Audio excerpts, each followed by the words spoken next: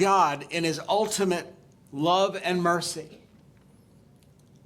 gave us Jesus, that we might be saved, that we might be healed and delivered from this world. Sometimes I believe even us Christians put too much weight into this world. We are either slaves of God or we're slaves to sin. And I think there's kind of a mixture going on in the Christian church today, and I'm believing there's going to be a revival that takes this out. So we are either slaves of sin once again or slaves to God. Romans 6:15. Romans 6:15. It says, from slaves of sin to slaves of God. What then? Shall we sin because we're not under the grace of God? Certainly not. Just because we're under grace doesn't mean we get to do whatever we want.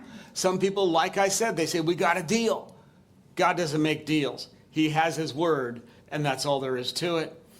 Romans 6:16 says, do you not know that to whom you present yourselves slaves to obey, you are that one's slaves? When we decide to let this little sin or that little sin in our life, we become slaves to that.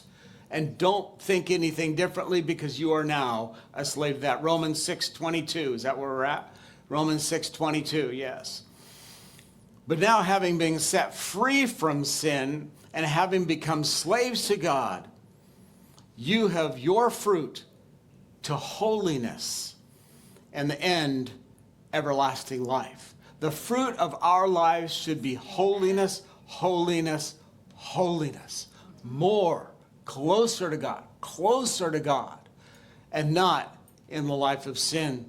The bottom line is, if God isn't in it, it is a disaster. There's nothing in our lives that God shouldn't be running. He is the CEO of every single thing of our lives, everything. Yes. If God isn't in it, it's a disaster. Business is an extension of everything that is good about the Lord our God. Business is God's thing. How many people would even think like that? I thought about this because we have been told for so many years, we've been taught to be jealous of the rich. The rich. How many times have we heard that? Rich people are bad, rich people are terrible, all this kind of thing. Well, that's not my experience.